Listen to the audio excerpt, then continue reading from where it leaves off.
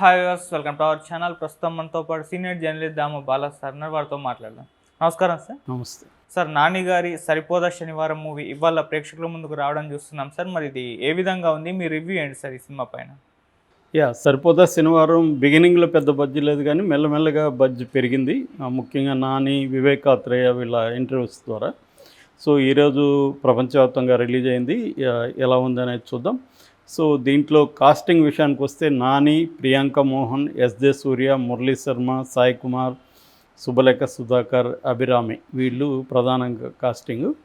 ఇక టెక్నికల్ విషయానికి వస్తే డిబివి దానయ్య, తర్వాత కళ్యాణ్ దాసర్ వీళ్ళిద్దరు ప్రొడ్యూసర్లు, వివేక్ ఆత్రేయ డైరెక్టరు, తర్వాత జేక్స్ బిజయ్ మలయాళీ మ్యూజిక్ డైరెక్టర్, తను మ్యూజిక్ చేస్తాడు. మురళి అనే అబ్బాయి కెమెరా వర్క్ చేస్తాడు. సో ఇది బేసిక్గా కథలోకి వెళ్తే మామూలుగా అయితే నాని అంటేనే కొంత గ్యారంటీ బిజినెస్ ఉన్న హీరో. ఎక్కువగా అతను మిడిల్ క్లాస్ సినిమాలు ఎక్కువగా చేస్తాడు. అట్లాగే డైరెక్టర్ వివేక్ ఆత్రేయ కూడా మెంటల్ మధ్యలో బ్రోచేవారెవర్, తర్వాత అంటే సుందరానికి ఇలాంటి ఒక లైటర్ వెయిన్ స్టోరీసే అతను చేశాడు. సో వీళ్ళిద్దరు కలిసి కూడా అంటే సుందరానికి సినిమా చేశారు. ఇప్పుడు ఇద్దరు కలిసి ఒక మాస్ సినిమా, అంటే నాని గతంలో కూడా ఈ మధ్య కూడా దసరా మాస్ సినిమా చేశాడు. ఇప్పుడు ఇది ఒక డిఫరెంట్ మాస్ సినిమాగా వీళ్ళిద్దరు కలిసి చేశారు. కథ విషయానికి వస్తే ఇది బేసిక్గా ఒక చిన్న పాయింట్ పెట్టుకొని చేసిన యాక్షన్ మూవీ. అంటే ఈ మధ్య మనం చూస్తున్నాం, ఒక చిన్న కొత్త పాయింట్ ఒకటి పెట్టుకుంటారు, మిగతాంతా రెగ్యులర్గానే ఉంటుంది. ఇది కూడా అట్లాంటిదే. అంటే హీరోకి చిన్నప్పటి నుంచి కూడా అన్యాయాలకు వ్యతిరేకంగా తీవ్రమైన ఆగ్రహం, కోపం ఉంటుంది. సో ఎవరినంటే వాళ్ళు కొట్టేయడం అది జరుగుతుంటుంది. దాంతో చనిపోతున్న వాళ్ళ అమ్మ ఒకటి చెప్తుంది, అదేంటంటే ఒక్క రోజు మాత్రమే నువ్వు కోపం ప్రదర్శించు, మిగతా రోజులు మామూలుగా ఉండంటే ఇతను శనివారం మాత్రమే కోపంగా ఉండాలి, మిగతా టైంలో కోపం ఉండకూడదు అన్న ఒక వాగ్దానం తీసుకొని ఆమె చనిపోతుంది. సో ఈ కాంటెక్స్ట్లో ఇతను ఏం చేస్తాడంటే, ఎవరు కొట్టాలంటే శనివారం వరకు ఆగుతాడు, ఒక బుక్లో రాసుకుంటాడు వాళ్ళ పేర్లు, శనివారం వరకు ఆగి శనివారం కొడతాడు. ఇది ఇతని క్యారెక్టరైజేషన్. సో ఇటువంటి ఒక క్యారెక్టర్ ఉన్న హీరో ఒక తీవ్రమైన కోపిస్టి మూర్ఖుడైన ఒక సిఐ, అతను ఎస్జే సూర్య, దయానంద్ అతని పేరు. అతను సిఐగా వస్తాడు. అతను అనేక అన్యాయాలు చేస్తుంటాడు. దానికి వ్యతిరేకంగా ఇప్పుడు ఇతని పేరు కూడా రాసుకుంటాడు నోట్బుక్లో. మన లోకేష్ గారి డైరీ లాగా ఇతనికి కూడా ఒక డైరీ ఉంటుంది. సో ఆ బుక్లో రాసుకుంటాడు. సో ఇప్పుడు అతన్ని ఒకరోజు వెళ్ళి తను ముఖం కనబడకుండా కర్చీఫ్ కట్టుకొని అతను చెత్తకు కొట్టేస్తాడు. సో ఇప్పుడు అతను ఎలా కనిపెట్టాడు, ఈ లోపల అతని బ్రదర్ ఒక అతను ఉంటాడు దయానంద్కి, కోర్మానంద్ అతను. సో కోర్మానందు, దయానందు, మన హీరో నాని పేరు సూర్య ఉంది. మనం సూర్య అంటే కన్ఫ్యూజన్ కాబట్టి నేను నానే అంటున్నా. సో నాని, దయానంద్ అనే సిఐ, కోర్మానందు, మధ్యలో హీరోయిన్ కూడా చిన్ననాటి ఫ్రెండ్, తర్వాత కానిస్టేబుల్గా అమ్మాయి ప్రియాంక మోహన్ వస్తుంది. సో ఇటువంటి ఇద్దరు క్యారెక్టరైజేషన్ ఉన్న ఇద్దరు మధ్య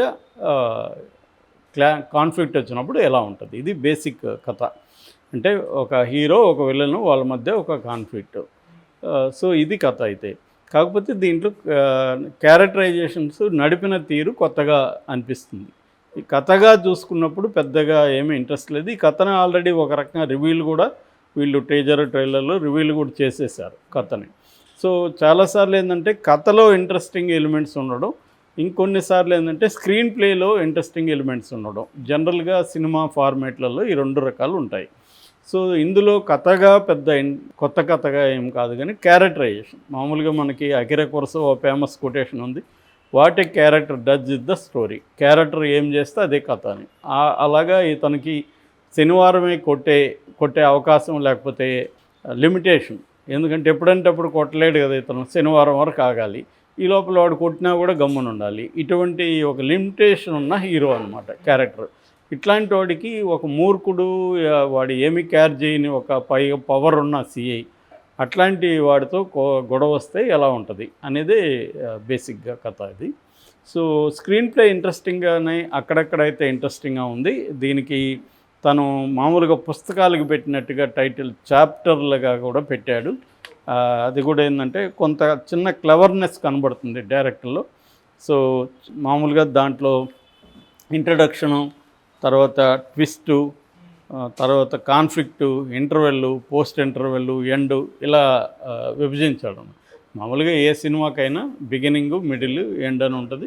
సో ఇంట్రడక్షను, కాన్ఫ్లిక్ట్, రెజల్యూషన్ అనేది ప్రతి సినిమాలో ఉంటుంది.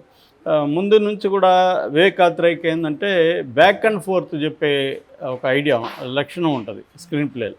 చాలామంది ఏం చేస్తారంటే రెగ్యులర్ కథను తీసుకొని దాన్ని లీనియర్గా చెప్తే బోర్ కొడుతుంది కాబట్టి ముందు ఎక్కడో ఒక దగ్గర ఓపెన్ చేసి వెనక్కి వెళ్ళి మళ్ళీ ముందుకు వచ్చి ఇలా దాన్ని ఇంట్రెస్టింగ్గా చెప్పడానికి ట్రై చేస్తాం. లేటెస్ట్గా వచ్చిన మహారాజా అది లీనియర్గా చెప్తే బోర్ కొట్టేస్తుంది సినిమా.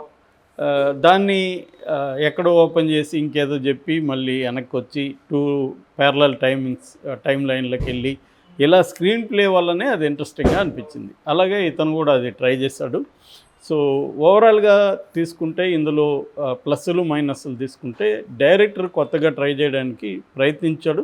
కాకపోతే ఇంత లెంగ్త్ ఉండకుండా ఉంటే బాగుండేది. ఇది 2 hours 50 minutes లెంగ్త్ అనమాట.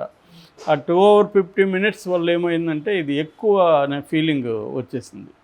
సో ఇంకొక 15 minutes కానీ తగ్గించుంటే ఇది ఖచ్చితంగా మనకి మంచి సినిమా అయ్యేది. అయితే దీంట్లో బలాలు ఏవని, ప్లస్ పాయింట్లు ఏవని చెప్పాలంటే ఫస్ట్ యాక్టింగ్, ముఖ్యంగా ఎస్జే సూర్య ఈ మధ్యకాలంలో తమిళ్లో కానీ తెలుగులో కానీ విజృంభిస్తున్నాడు. ముఖ్యంగా తమిళ్లో మన రాయన్లో కూడా చాలా డిఫరెంట్ క్యారెక్టర్ అతను చేశాడు. దీంట్లో కూడా చాలా డిఫరెంట్ క్యారెక్టర్, అతను చాలా పవర్ఫుల్గా ఉన్నాడు ఈ క్యారెక్టర్. నాని నిజానికి అతనితో పోలిస్తే నానిలో అంత పవర్ఫుల్ కనబడలేదు నాకైతే. ఎస్జే సూర్య వల్లనే స్క్రీన్ మనకి ఇంట్రెస్టింగ్గా స్క్రీన్లో కనబడుతుంది. నాని కూడా తన పరిధిలో తను బాగా చేశాడు. మిగతా ఆర్టిస్టులంతా కూడా మంచి పర్ఫార్మెన్స్లు బాగున్నాయి.